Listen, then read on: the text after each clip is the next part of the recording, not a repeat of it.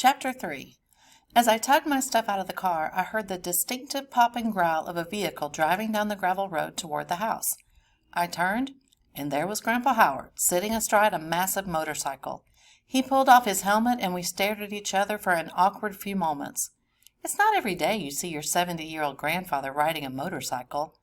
"Hi, Pops," I finally said. "Kid," he replied.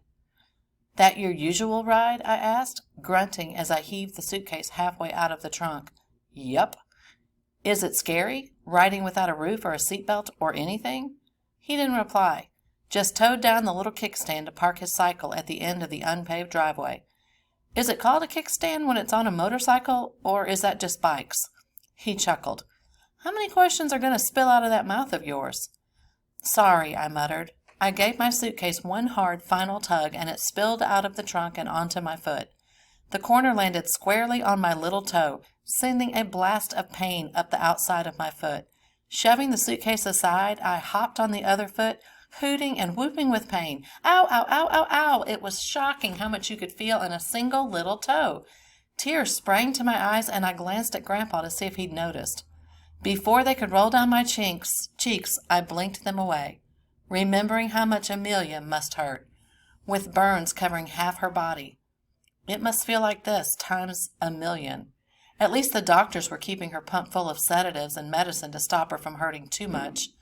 Hopefully she couldn't feel her scorched and peeling skin, or the tubes that fed food and fluids and fresh air into her damaged body. I had no right to whine about my wounded toe, even if it didn't feel great. Grandpa Howard leaned against his motorcycle, obviously not in any kind of hurry to help me out. "Don't worry, I'm okay," I grumbled. "I think I broke my toe, but I've got it." "Want me to cut it off?" he asked. "Then it won't hurt anymore." I think he was kidding. As I dragged my suitcase across the gravel, I tried to ignore the throbbing by changing the subject. "You couldn't pay me to get on the back of a motorcycle. Do you know how many accidents there are involving those things?" Grandpa didn't respond. He just strapped his helmet into a little case on the back of the cycle and followed me silently into the house. As soon as I opened the front door, I remembered what my grandparents' life smelled like. A combination of homemade soup, cut grass, and a sort of earthy smell that I think seeped up from the unfinished and exceedingly creepy basement. It had been years since I'd been inside this house, but the smell was instantly familiar. I heaved my suitcase up the dirty entryway stairs and into the kitchen. Mom and Grandma were sitting at the table. Grandma was watching Mom, who was focused on her phone with an untouched cup of coffee in front of her. "How's Amelia?" I asked for about the 10th time that day. I sat down at the table and peeled off my sock to check my toe. It was sort of greenish yellow, and at least twice the size of the toe next to it, most likely broken. I'd have to go to the hospital. Was there even a hospital anywhere near here? I decided I'd wait to say anything until tomorrow when Mom was gone. She didn't need to worry about my baby toe when she had my baby sister's entire life to think about. "She's the same," Mom said without looking at me. Grandma smiled at me. "Do you want something to drink? A snack?" That's when she noticed my bag and said, "Or I guess maybe you want to unpack first?" "Yeah, that would be great," I said, but didn't really mean it. What I really wanted was to put my suitcase back in the trunk and drive right back to the airport with Mom, to return to my sister and home and be there for my family, not here. Grandma pointed to a door right off the kitchen. "That's the guest room. It's all yours for the summer. I put fresh sheets on the pull-out bed and emptied a few of the shelves in the closet. Make yourself at home." "Okay, thanks," I said. Home.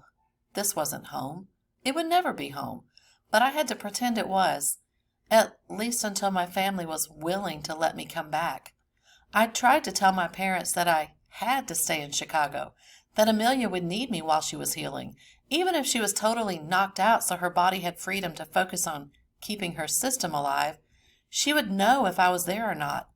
But with no house to live in, and my sister sleeping away the last weeks of school, and her summer vacation in a hospital bed, my parents decided it would be best for everyone if I went far, far away for a while. I knew I deserved this punishment, especially since I was the only one to blame for our lives imploding. But it still hurt. It wasn't clear exactly how long I'd be banished, but I hoped it wouldn't be more than a few weeks. Even though grades and test scores and homework mattered in middle school, Dad convinced my teachers to let me skip the last few weeks of the quarter without any drama. I checked the student portal and saw that every single teacher had given me pity A's, on all my remaining assignments for the year. Anne would be jealous I got to skip the end of the year project in World Studies, especially since we were planning to be partners for it.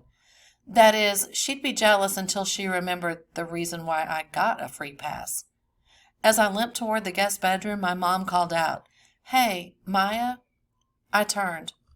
Besides seeing my sister and home restored to normal, there was nothing I wanted more than for my mom to pull me into her lap, wrap her warm arms around me, and promise me that everything would be okay, that I wouldn't hurt much longer. But instead, she said, "Looks like I can catch a flight back to Chicago tonight. I'd have to connect to Minneapolis, but I'd like to switch my flight if you think you're all set here." No, I'm not all set. No, I don't want you to leave. No, please stay with me for one more night at least. That's fine, I lied. I'll be fine.